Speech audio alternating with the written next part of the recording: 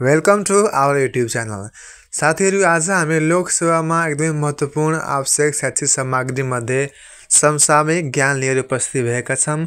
कृपया भिडियो पुरा वाच गरी आफ्नो प्रतिक्रिया अवश्य दिनुहोला र टिप्पो अवश्य गर्दै गर्नुहोला है। भिडियो स्किप गर्नु भनेको असफलताको लक्षण हो कि राम्रोसँग मेहनत गर्नु सफलता अवश्य नै हासिल गर्न सक्नुहुन्छ। लागौँ हामी प्रश्न नम्बर 1 तर्फ है। प्रश्न नम्बर 1 मा रहेको छ हाम्रो भरतपुर महानगरपालिकाले चीनको कुन सहरसँग भङ्गिनी सम्बन्ध कायम गरेको छ? उत्तर रहेको छ सिङ्गाचमी। प्रश्न नम्बर 2 रहेको छ हाम्रो अब्राहम लिङ्कनको हत्या कसले गरेका हुन्? एन्सर रहेको छ जोन विल्कस बुथ है। प्रश्न नम्बर 3 रहेको छ ओस्कर अवार्डको मनोनयनका लागि नेपालबाट कुन फिल्म पठाइएको छ? रहेको छ यसको एन्सर हलकारा। प्रश्न नम्बर 4 रहेको छ हाम्रो साथीको लागि बृहस्पति ग्रहमा 1 दिन बराबर कति घण्टा हुन्छ? एकदमै महत्त्वपूर्ण रहेको छ भने उत्तर रहेको छ 10 घण्टा। प्रश्न नम्बर 5 रहेको छ मुटु रोगबारे चेतनामूलक प्रत्यक्ष प्रसारणबाट विश्व रेकर्ड राख्ने नेपाली चिकित्सक को हुन्? उत्तर रहेको छ ओ मूर्ति अनिल। प्रश्न नम्बर 6 रहेको छ तिलोचो ताल कति मिटर उचाइमा रहेको छ? साथीहरू, यसको उत्तर रहेको छ 4919 मिटर है उचाइ रहेको छ कसको? तिलोचो तालको। प्रश्न नम्बर 7 रहेको छ नेपालमा स्थापित उत्तर कोरियाली राजदूतावास कहिले बन्द भएको हो?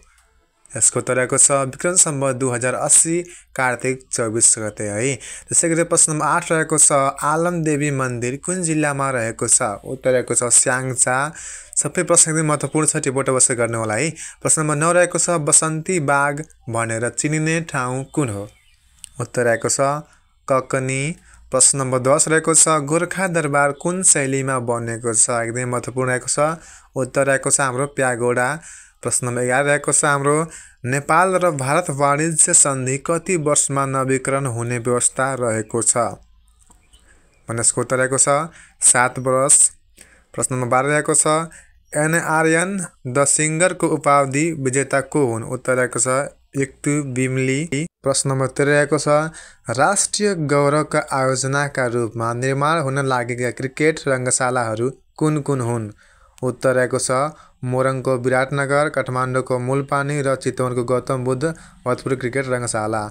त्यसै गरी अब रहेको छ हाम्रो प्रश्न 1 है, एकदमै महत्त्वपूर्ण प्रश्न उत्तर सहित है। प्रश्न नम्बर 1 मा के रहेछ हाम्रो शरणार्थी र विस्थापित बीच के फरक रहेको छ? शरणार्थी सम्बन्धी महासन्धि 1951 ले शरणार्थीलाई प्रदान गरेका अधिकारहरू स्पष्ट पार्दै शरणार्थी सम्बन्धी सिद्धान्त र शरणार्थी व्यवस्थापनका उपायहरूको चर्चा गर्नुहोस्। हाम्रो युट्युब च्यानलमा साथी तपाईँले प्रश्न उत्तर सहित पाउनुहुन्छ। पहिलो युट्युब च्यानल हो है, यस्तो तपाईँ भिडियो पाउनुहुन्न युट्युबमा है। त्यसै गरेर अहिलेसम्म तपाईँले च्यानल हाम्रो सब्सक्राइब गर्नुभएको छैन भने कृपया सब्सक्राइब गरेर बेल आइकन अवश्य थिच्नु होला। यसको उत्तर रहेको छ है। यसको उत्तरमा पहिला हामीले पृष्ठभूमिबारे बुझ्छौँ है।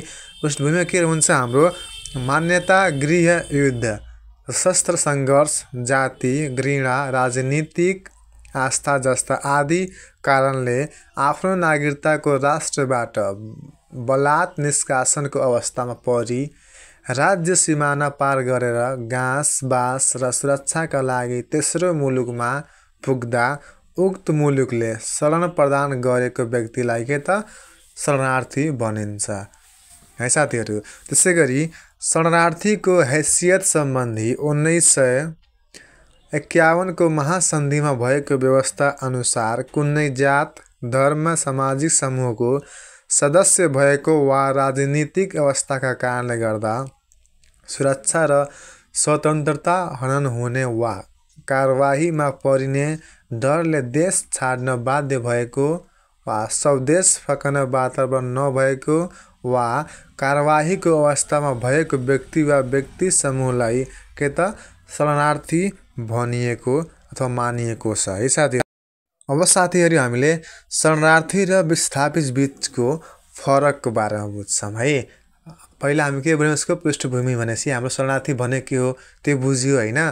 त्यसको सम्बन्धी हाम्रो महासन्धि 1951 के गरेको छ अथवा कसरी भनिन्छ, कसले मानेको छ भने त्यो बुझ्यो। अब हामीले के बुझ्ने शरणार्थी र विस्थापित बीचको फरक। एक राष्ट्रबाट अर्को राष्ट्रमा शरण लिन जाने मानिस वा मानिसको समूहलाई शरणार्थी भनिन्छ भने आन्तरिक द्वन्द्व वा विपदका कारण जोखिम र विस्थापन परेका मानिसको समूहलाई विस्थापित भनिन्छ है। त्यसै गरी शरणार्थी मामिला मूलतः राजनीतिक, धार्मिक र साम्प्रदायिक कारणसँग सम्बन्धित हुन्छ भने विस्तीर्ण राजनीतिक, धार्मिक तथा प्राकृतिक कारणहरूसँग सम्बन्धित हुन्छ। शरणार्थी अन्तर्राष्ट्रिय स्तरको बहस, मुद्दा र समस्याको विषय हो भने विस्थापित राष्ट्रिय स्तरको समस्या हो है साथीहरु। राम्रोसँग ध्यान दिएर बुझ्नु होला। शरणार्थी समस्या समाधान गर्न जटिल हुन्छ भने विस्थापितको समस्या समाधान गर्न तुलनात्मक रूपमा सहज हुन्छ।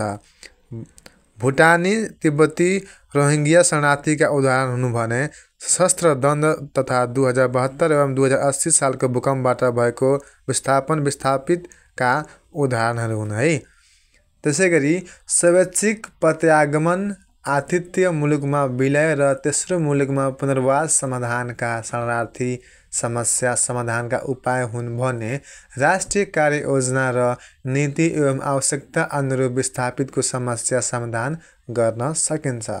अब हाम्रो शरणार्थीको अधिकारहरू के हुन् त्यो बुझौँ है। जस्तै कि गैर रिफ्लेमेन्टको अधिकार, केही कडा परिभाषित शर्तहरूमा बाहेक निष्कासन नगर्न अधिकार हुन्छ। त्यसै गरी संविधाकारी राज्यको इलाकामा अनियमित प्रवेश गरेमा दण्डित नहुने अधिकार हो। गैर भेदभावको अधिकार, सभ्य कामको अधिकार, बौद्धिक सम्पत्ति सहित आवास, जग्गा र सम्पत्तिको अधिकार हुन्छ शरणार्थीलाई। शिक्षाको अधिकार हुन्छ, धर्मको स्वतन्त्रताको अधिकार हुन्छ, न्यायमा पहुँचको अधिकार हुन्छ, क्षेत्रभित्र आवागमनको स्वतन्त्रताको अधिकार हुन्छ, नागरिक परिचय र यात्रा कागजात जारी गर्ने अधिकार हुन्छ, सामाजिक सुरक्षाको अधिकार हुन्छ शरणार्थीहरूलाई। अब शरणार्थी सम्बन्धी केही सिद्धान्तहरू रहेको छ। जस्तै कि शरणको सिद्धान्त, संरक्षणको सिद्धान्त, अभिवेद सिद्धान्त, समाधानको सिद्धान्त, वैधानिकताको सिद्धान्त, अन्तर्राष्ट्रिय सहयोगको सिद्धान्त, फिर्ता नपठाउने सिद्धान्तहरू हुन्छन्। साथीहरू अब रहेको छ हाम्रो शरणार्थी व्यवस्थापनका उपायहरू। पहिलो उपायमा रहेको छ हाम्रो स्वैच्छिक प्रत्यागमन, त्यसपछि आतिथ्य मुलुकमा विलयन, तेस्रो रहेको छ हाम्रो तेस्रो राष्ट्रमा पुनर्वास। यो के हुन्छ एकदमै महत्त्वपूर्ण शरणार्थी व्यवस्थापनका प्रमुख उपायहरू हुन् है साथीहरू। यसमा भिडियो तपाईँ लाइक गर्नु भएको छैन भने मन परे अवश्य नै लाइक गर्नुहोला र तपाईँ जिज्ञासा छ भने कमेन्ट गर्न सक्नुहुन्छ। अब हामीले निष्कर्ष बुझौँ है। अब यसको निष्कर्ष के लेख्नुपर्छ भन्दाखेरि संयुक्त राष्ट्र सङ्घले शरणार्थी सम्बन्धी अन्तर्राष्ट्रिय महासन्धि सन् 1951 र यसको ऐच्छिक आलेख 1969 मा जारी गरेको छ, जसमा शरणार्थी अधिकार, राज्यको दायित्व तथा अन्तर्राष्ट्रिय समुदायको भूमिका उल्लेख छन्। नेपाल अझै यसको पक्ष राष्ट्र नबनेकाले पक्ष राष्ट्र बन्न आवश्यक रहेको छ। अब साथीहरू हामी शरणार्थीको विषयमा बुझिसक्यौँ, शरणार्थी र विस्थापितको फरक, त्यसको व्याख्याहरू होइन, त्यसको निष्कर्षहरू। अब दोस्रो प्रश्न आएको छ हाम्रो आतंकवादका प्रकार र विशेषताहरू के हुन्। आतंकवाद नियन्त्रणका भएका राष्ट्रिय तथा अन्तर्राष्ट्रिय प्रयासहरू उल्लेख गर्दै आतंकवादी क्रियाकलापहरू वृद्धि हुनुका कारणहरू स्पष्ट पार्नुहोस् प्रश्न आएको छ। आतंकवाद है साथीहरू, आतंकवाद केलाई भनिन्छ? हिंसा, डर, विचारधारा, सङ्कीर्ण उद्देश्य मिलेर के त आतंकवाद बनेको हुन्छ है। अब आतंकवादका हामीले केही पृष्ठभूमि बुझ्नेछौँ। निहित वा राजनीतिक स्वार्थका लागि मानिसलाई त्रसित पार्ने, बसमा लिने, नियन्त्रित गर्ने लगायतका हिंसात्मक क्रियाकलाप सञ्चालन गर्नु नै के त आतंकवाद हो। संयुक्त राष्ट्र सङ्घका अनुसार राजनीतिक उद्देश्यका लागि सामान्य नागरिक समूह वा कोही व्यक्तिलाई आतंकित पार्ने र न्यायसङ्गत हुन नसक्ने आपराधिक कार्य नै के त आतंकवाद हो। कुनै व्यक्ति वा समुदायलाई डर, धाक, धम्की वा त्रासमा पारी वा हिंसात्मक घटना घटाई सर्वसाधारणलाई पीडित बनाउने कार्य के त आतंकवादको भयो है साथीहरू। त्यसै गरी आतंकवादले हिंसा भड्काउने तथा शान्ति सुव्यवस्थामा खलल पुर्याउने के त कार्य गर्दछ। केले? आतंकवादले। अब रहेको छ हाम्रो आतंकवादका विशेषताहरू। आतंक सिर्जना गरी राजनीतिक वा गैर राजनीतिक उद्देश्य पूरा गरिने, हिंसात्मक गतिविधि गरिने, सर्वसाधारणहरू प्रभावित हुने, सुरक्षा चुनौती खडा हुने, प्रवचनात्मक शैली अवलम्बन गरिने, भूमिगत ढङ्गले काम हुने, राजनीतिक नेतृत्व, उच्च पदस्थ व्यक्ति वा व्यावसायिक संस्थालाई के त लक्षित गर्ने, यसको के हुन्छ? आतंकवादका विशेषताहरू हुन्। त्यसै गरी आतंकवादका प्रकारहरू के हुन् साथीहरू? आतंकवाद कति प्रकारका हुन्छन् त? राजनीतिक आतंकवाद, आर्थिक आतंकवाद, सामाजिक अराजकता है, त्यसपछि धार्मिक आतंकवाद, जातीय आतंकवाद, राज्य आतंक, सैनिक आतंक, अन्तर्राष्ट्रिय आतंकवाद, घरेलु आतंकवाद, भाषिक आतंकवाद है, त्यसै गरी राइट विङ आतंकवाद, लेफ्टिङ आतंकवादहरू के हुन्छ त? आतंकवादका प्रकारहरू हुन् साथीहरू। अब हामीले आतंकवाद नियन्त्रणका लागि भएका प्रयासहरू हाम्रो नेपालमा के छन् त्यसको हामीले अब बुझौँ है। पहिलो रहेको छ हाम्रो राष्ट्रिय प्रयासहरू, अर्को छ हाम्रो अन्तर्राष्ट्रिय प्रयासहरू।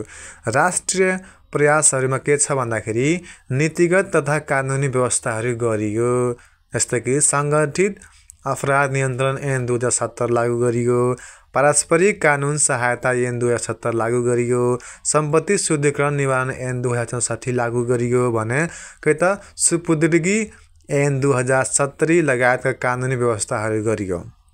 संस्थागत व्यवस्थामा हाम्रो राष्ट्रिय सुरक्षा परिषदको गठन गरियो, रक्षा मन्त्रालय बनाइयो, नेपाली सेना, गृह मन्त्रालय, नेपाल प्रहरी, सशस्त्र प्रहरी बल, राष्ट्रिय अनुसन्धान विभाग, अदालतहरू, महान्यायाधिवक्ताको कार्यालय, स्थानीय प्रशासन र वित्तीय सूचना इकाइ के त गठन गरेर के त हाम्रो आतंकवाद नियन्त्रण गर्नका लागि राष्ट्रिय प्रयासहरू गरियो।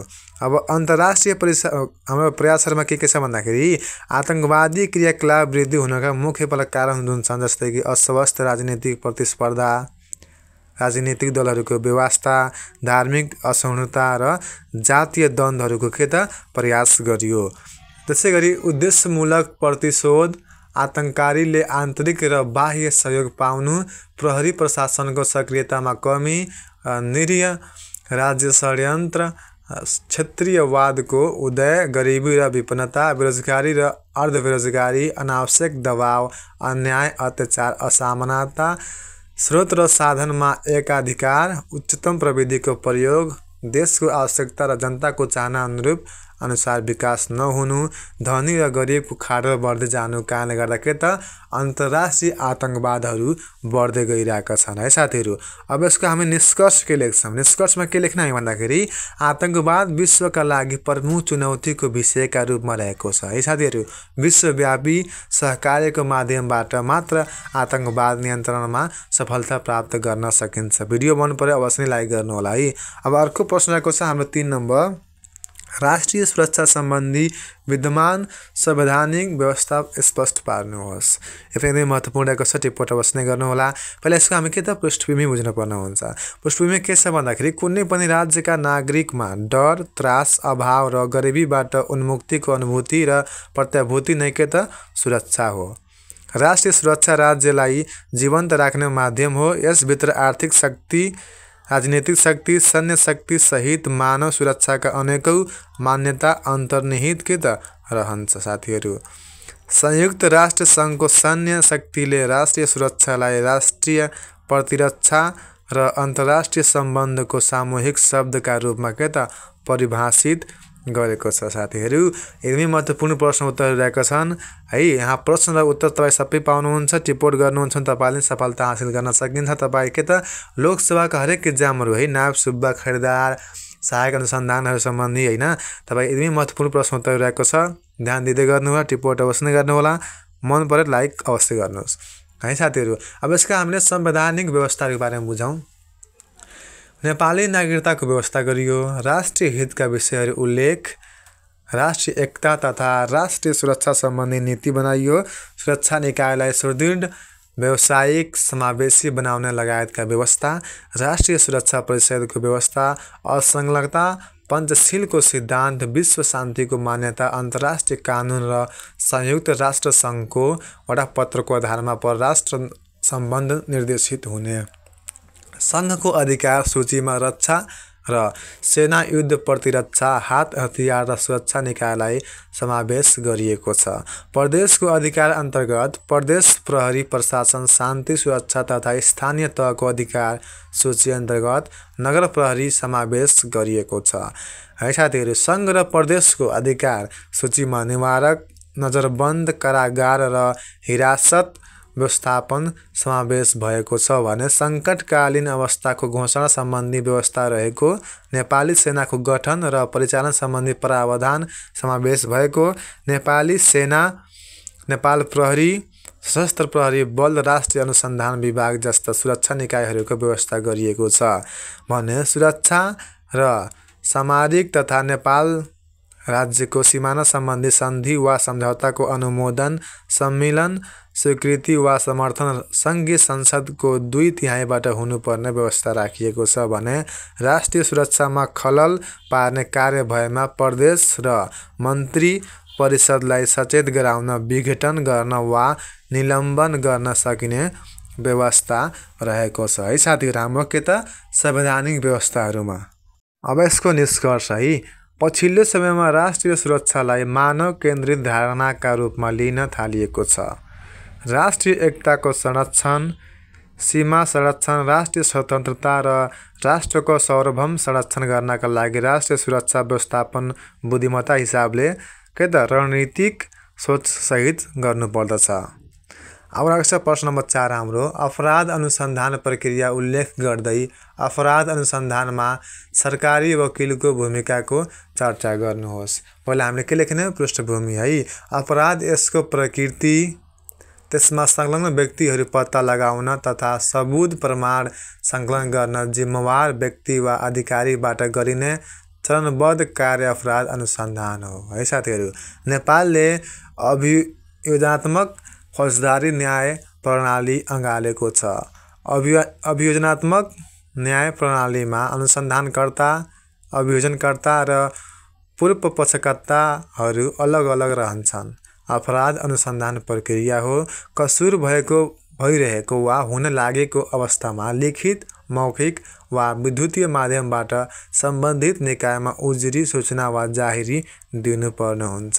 जाहेरी दरखास्त वा सूचना दर्ता गर्न इन्कार गरेमा अनुसूचीको 1 को हकमा माथिल्लो तहको प्रहरी कार्यालय वा जिल्ला सरकारी वकिल कार्यालयमा र अनुसूची 2 को हकमा प्रहरी जिल्ला अधिकारी वा प्रमुख जिल्ला अधिकारीले दर्ता नगरेको भएमा गृह मन्त्रालयमा उजुरी दिने।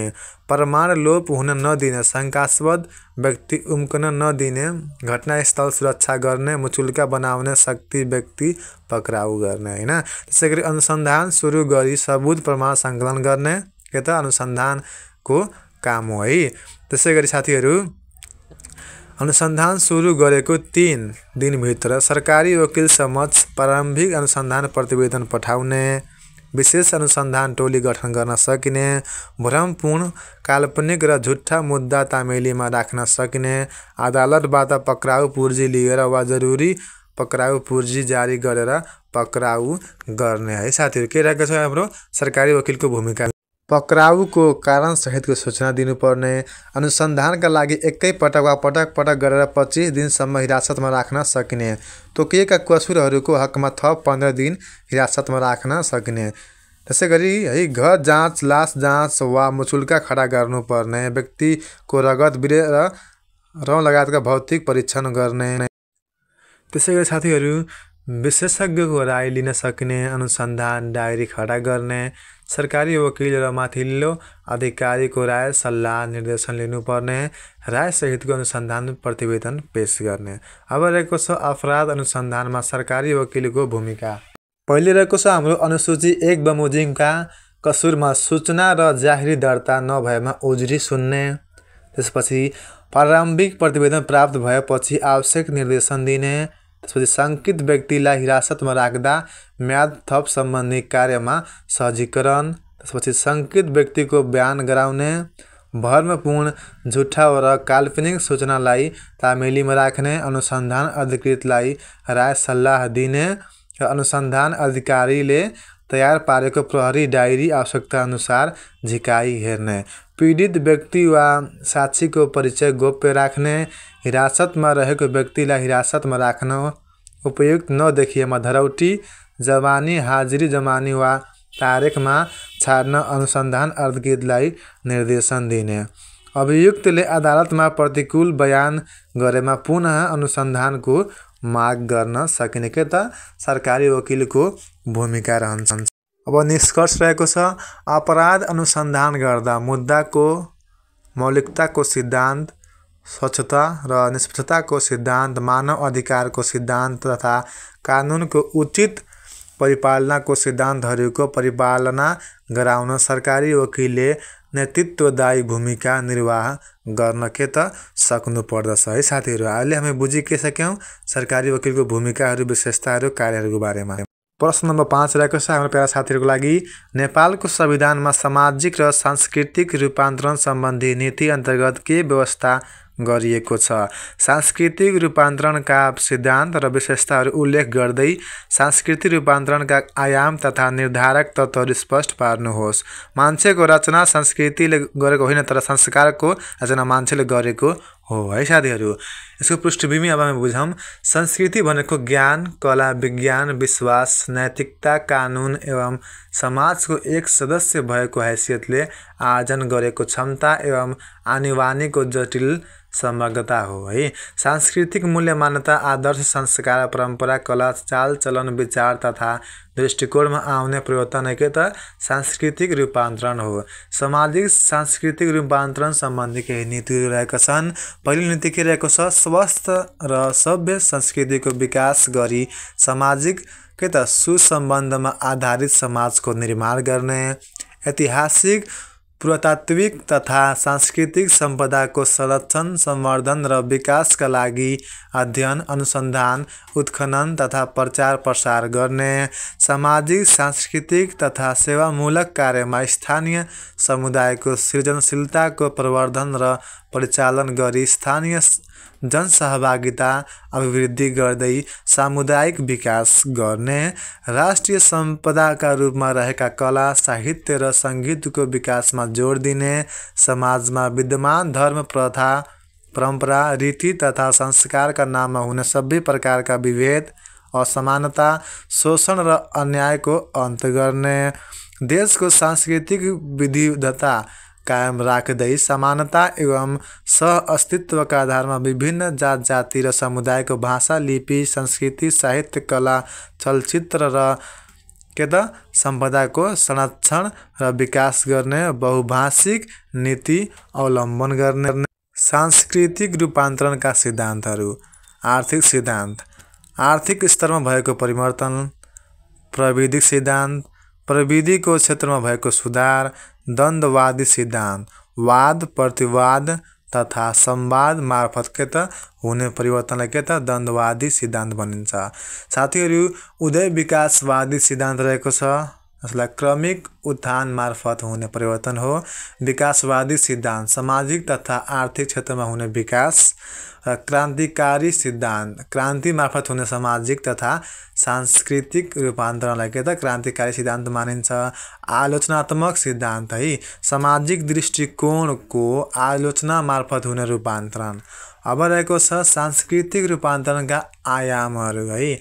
कम रहेको छ हाम्रो असल संस्कृतिको संरक्षण, मानवीय सभ्यताका रूपमा स्थापित असल सांस्कृतिक अभ्यासहरूको संरक्षण गर्ने, सांस्कृतिक धरोहरहरूको संरक्षण गर्ने, असल संस्कृतिको अभ्यास गर्ने है। एकै त असल संस्कृतिको संरक्षणभित्र पर्छ भने खम रहेको छ हाम्रो सांस्कृतिक स्वतन्त्रता, संस्कृतिहरूको स्वतन्त्र अभ्यास, भिन्न सांस्कृतिक समूहबीच सहिष्णुता, त्यसपछि सांस्कृतिक द्वन्द्वको वातावरण नहुनु। गम रहेको छ हाम्रो सांस्कृतिक बहुलता, विविध संस्कृतिको उपस्थिति, सांस्कृतिक सद्भाव एवं सहिष्णुता, सांस्कृतिक एकता र सहकार्य, सबै संस्कृतिको सम्मान तथा पहिचान, असल संस्कृतिको अनुकरण, अनुसरण र आदान प्रदान।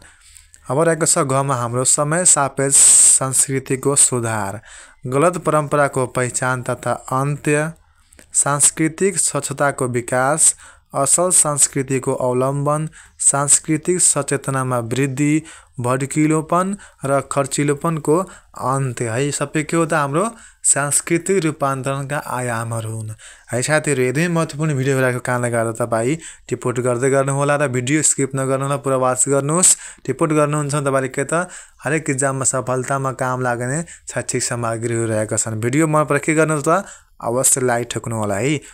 अब रहेको छ साथीहरू हाम्रो सांस्कृतिक रूपान्तरणका विशेषताहरू।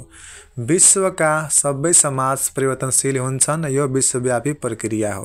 यो विशेषताभित्र पर्छ है। समाजमा सहयोग, समायोजन, सङ्घर्ष जस्ता विविध प्रक्रियाबाट रूपान्तरणका विभिन्न स्वरूपहरू प्रकट हुन्छन्। रूपान्तरण एक रेखीय, बहुरेखीय, समस्यामूलक, कल्याणकारी, अल्पकालीन, दीर्घकालीन, चक्रीय, उद्विकासीय एवं क्रान्तिकारी हुन सक्छ। रूपान्तरणको जनसाङ्ख्यिक, औद्योगिक, आर्थिक, राजनीतिक, वातावरणीय जस्ता विविध कारण हुन सक्छन्। यो पूर्वानुमान गर्न सकिए तापनि निश्चित भविष्यवाणी गर्न नसकिने हुन्छ। अनेक आकस्मिक कारकहरूबाट रूपान्तरणको स्थिति पैदा हुन सक्छ। यो प्रक्रिया तबसम्म चलिरहन्छ जबसम्म पुरा समाज राम्रो वा नराम्रो प्रभावबाट परिचित हुँदैन। यो निरन्तर भइरहने प्रक्रिया हो है साथीहरू। समाज गतिशील छ र समयसँगै परिवर्तन अवश्य सम्भावित नै छ है। सामाजिक रूपान्तरणको गति एकनाश हुँदैन, असमान एवं सापेक्षिक हुन्छ। प्रत्येक समाजमा योजनाबद्ध रूपमा सामाजिक रूपान्तरणलाई नियन्त्रण गरी वाञ्छित लक्ष्यको दिशामा क्रियाशील गर्न सकिन्छ। संस्कृति पुस्ता अन्तरमा के त हस्तान्तरण हुन्छ है साथीहरू। संस्कृति के हुन्छ त हरेक पुस्तामा के त हस्तान्तरण हुँदै जान्छ। किनभने के हो त समाज एउटा गतिशील प्रक्रिया हो होइन। अनि के हुन्छ यो त यो सधैँ एकदम निरन्तर रूपमा भइरहने प्रक्रिया हो है। एकदमै सधैँ यो भइरहने प्रक्रिया हो। ठिक छ साथीहरू।